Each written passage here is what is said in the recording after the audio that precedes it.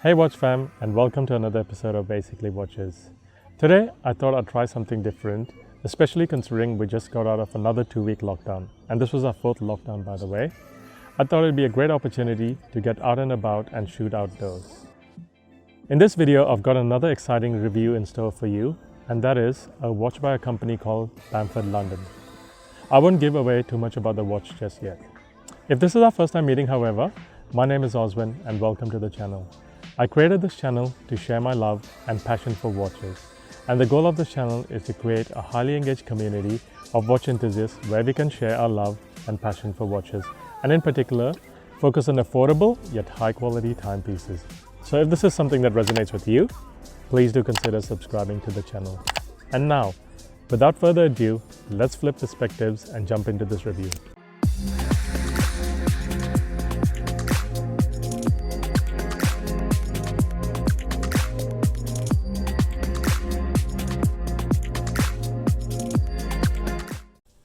Talk to any watch enthusiast about a GMT watch and betcha the first thing that comes to mind is the iconic Rolex GMT Master, and rightly so.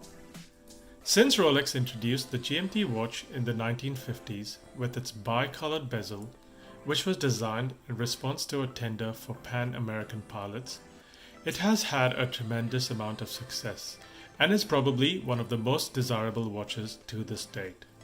Since then, several other watch manufacturers have created their own GMT variations. Popular brands include the Omega Seamaster and Planet Ocean GMT, Grand Seiko GMT, and the Tudor GMT.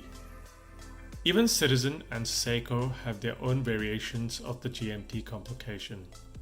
But what if there is another GMT watch that is unique in design, features a Swiss movement, and is a bit understated? Well, the good news is there is, and today we're going to look at a unique looking but relatively affordable GMT watch by Bamford London. As always, I'd like to start with a bit of background. So if you haven't heard of Bamford London, they are a sub-brand of the Bamford Watch Department, which was founded by George Bamford, a company that specializes in modifying high-end and luxury timepieces with their own unique design elements and colorways. They give you the ability to customize watches and create something unique. When Bamford Watch Department's customers were having their timepieces serviced, the company would lend them a service watch to strap onto their temporarily vacant wrist. Problem was, these watches themselves were so nicely designed, people wanted to hang on to them. Eventually, Bamford Watch Department decided there was only one thing to do: to start selling their own Bamford London watches, and launched the Bamford London Watch sub-brand in 2017, offering their faithful service lookalike watch under the name Bamford Mayfair. The line has since expanded to encompass models with GMT and date complications. Bamford London Watches taps into a demographic of watch enthusiasts looking to experience the Bamford London colors and design elements at a relatively affordable price point. In terms of presentation, here's the outer box that it came in. So let me quickly open that for you. And that's the inner box. It's a very cool, funky looking hexagonal shaped box. It comes with the instruction manual, so that's the instruction manual. It talks about all the operating instructions and how to care for your watch, how to set the GMT time and so forth, and all the warranty and servicing instructions on the back with a warranty stamp. The box that it came in is nice and solid. It's made out of wood, and I'm really impressed with the shape of the box. It's a nice hexagonal shape, and let me quickly open that for you to show you what that looks like. So as you can see here, it's got the Bamford London GMT logo embossed on the inside of the box as well, and that's the watch right there. Price wise, this particular Bamford London GMT, that is the signature aqua blue, retails for £916, which is approximately $1,300 US. They also offer this GMT complication in several variations, and they start at £916 and goes all the way up to 1,250 pounds, which is approximately 1,750 US dollars. They have done some really cool collaborations with Sesame Street and Time and Tide watches. They even have fun designs featuring iconic cartoon characters like Popeye and Snoopy. So if you ever wanted to tap into your inner child, that's a great option too. Moving on to the specs, let's start with some quick measurements. So this particular Bamford GMT features a black stainless steel case with a stainless steel bracelet that is also covered in black PVD coating, I believe. In terms of measurements, the case measures in at 40 millimeters. It's got a case thickness of 11.7 millimeters and it's got a flat sapphire crystal. Lug to lug is fairly short at 45 millimeters and it's got a strap lug width of 20 millimeters which tapers down to 18 millimeters at the clasp. On the clasp, it's got the Bamford London logo embossed and it's got a double push button folding clasp. The case back is a stainless steel enclosed case back as well, and it features the Bamford London logo on the back there embossed, if you can see that. It's also got the typical specs and features listed on the case back. In terms of water resistance, it's got 100 meters water resistance and it's got a flat sapphire crystal with anti-reflective coating. It's got a date function at the 3 o'clock position, which is a quick set function. So basically, if you pull it down one notch and you twist it down clockwise, that changes the date. And if you twist it anti-clockwise, that changes the GMT hand. So you can independently set the GMT hand as well. In terms of the movement, it features an automatic GMT movement with an inner rotating bezel. So that's how you can set your second time zone. And it's got a Sellita SW330-1 movement with a claimed power reserve of 42 hours. More on this later. Now that we've covered the specs and measurements on this, I thought it'd be a good idea to show you what the lume on this looks like. As you can see here, the hour hand, minute hand, the GMT hand, and the hour markers are all lumed. I wish the GMT bezel, the rotating bezel, was lumed as well, as it would be quite hard to tell the time in the second time zone, especially if you're in a darker environment. But yeah, essentially that's what the lume looks like. Not the best in the world, but pretty functional. What about wearability? In terms of wearability, I think this particular Bamford London GMT is a fairly versatile watch. Thanks to its shorter lug-to-lug width of 45 millimeters and its relatively slimmer profile at 11.7 millimeters in height. The angular lugs on this watch makes it hug the wrist nicely and would suit smaller wrists as well. Here is a wrist preview to show you what it looks like on my 7.25 inch wrist. As you can see here, it sits nice and low and sits fairly flat on the wrist thanks to its angular lugs. It does easily slip under the cuff, and it is a perfect watch for casual wear, the weekend, barbecues, get-togethers, and not to forget, while traveling. And here is a wrist preview to show you what it looks like on a shirt with a suit on. It's not the most perfect dress piece, but I suppose if you're traveling, you could still wear it on a suit and a shirt if you had to attend a formal event of some sort.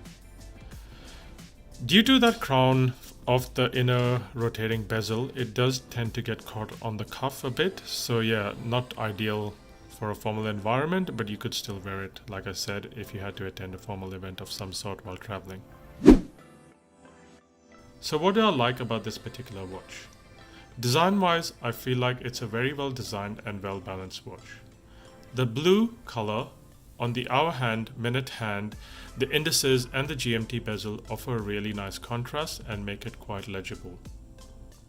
The date function at the 3 o'clock position is a must for a GMT complication. This model lineup features Bamford London's own unique colorways and is available on a number of strap options, so you can pick a style that suits you.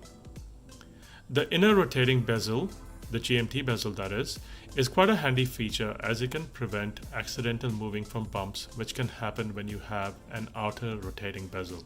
It's got very nice proportions which makes it very versatile, and it's very comfortable to wear. It feels nice and light even with the bracelet on, and it weighs in at 143 grams with the bracelet. Another really cool feature that I like is the quick release spring bars. So it's got quick release spring bars for the bracelet, which you can just pinch together and pull out the bracelet, so it makes strap changing a breeze. If you're after an understated watch while traveling, then the Bamford London GMT is quite understated and less likely to draw attention compared to, say, a Rolex or a Tudor GMT. So what don't I like about it? For starters, the crown to change the time and rotate the GMT bezel are quite small, which make it harder to grip. The inner rotating bezel on this particular watch is a bit of a pain to rotate, and personally, having owned a Tudor GMT, I prefer the outer rotating bezel as it makes it easier to grip and quickly set your second time zone. Accidental bumping is not a big deal really, especially if you have a watch that is well made. The movement is another thing that bothered me about this watch. The Sellita movements are meant to be very robust, solid movements. However, when I acquired this watch, I noticed I wasn't getting the claimed power reserve of 42 hours. So I reached out to Bamford London and they replied to me very promptly the first time, asking me to take it to their watchmaker in London. Only problem is I'm in Australia. So I replied back asking them if they had a watchmaker in Australia, and I didn't hear back for nearly 8 days. 3 emails later, I finally received a reply which was polite but no resolution other than to take it to a local watchmaker at my expense or to send it to their workshop in London. Whilst I was waiting for their response, however, I started doing my own research, and I found out from another watch collector that owned this watch that you have to wind it up over 70 times to get the full power reserve. So I tried and tested that a few times and it seemed to work. I was getting anywhere between 37 to close to that 42-hour power reserve. A little disclaimer here, I'm not saying this is the solution, but it's what I tried and it worked for me. So please don't take this as advice. I would recommend you take your watch to a qualified watchmaker if you're facing similar issues. Apparently, it's a common theme with some of these Sellita movements. So I'd be keen to know if you experience similar issues. Please do drop a comment in the comment section and let me know if you had similar issues with your Sellita GMT watches and how you managed to resolve it. The other thing that I'm not a big fan of is the pricing. It's slightly on the higher side, as there are a couple of other options with a Swiss movement if you are after a watch with a Swiss movement and a GMT function, like the Steinhardt Ocean GMT or the Zelos Horizons GMT, which are just under the $1,000 mark. So who's this watch for? If you're after a unique looking GMT that is subtle and understated, or you want a fun watch that brings out the inner child in you, then the Bamford London GMT might be the watch for you. Would I recommend it? Personally, I'm on the fence with this one. Presentation and design wise, I cannot fault it. I was really excited when I first bought it. However, the ownership experience is somewhat tarnished with the power reserve issues. I expected a better quality watch for a watch that is just over $1,000 with a Swiss movement, and the fact that it is a Bamford Watch Department sub-brand, a company that prides itself on superior customer service and specializes in customizing high-end luxury watches. At a minimum, I would have expected them to quality test each and every one of their watches before sending them out. And maybe they did, and maybe this is one of those ones that was just pure bad luck. Although the power reserve issues seem to have been resolved with the extra winding, it's something that is constantly playing at the back of my mind. And that is, I'm constantly wondering if there is something wrong with the watch. I might take it to a local watchmaker or put it on a time grapher just for my peace of mind. Once again, I'd be keen to get your thoughts and find out if you had similar issues with either the Bamford GMT or any other Sellita movement. So please do drop a comment in the comment section below. I'd love to hear. So that's pretty much it in terms of the review, guys. I really hope you did enjoy it. If you did enjoy it, you know what to do. Smash that like button. Do it. Do it. Also, don't forget to drop a comment in the comment section below and let me know what do you think of the Bamford London GMT. Is this a watch you'd consider buying? I'd also love to know if you had similar issues with the movement. So please let me know in the comment section if you did and what did you do to resolve those issues. Until next time, bye for now.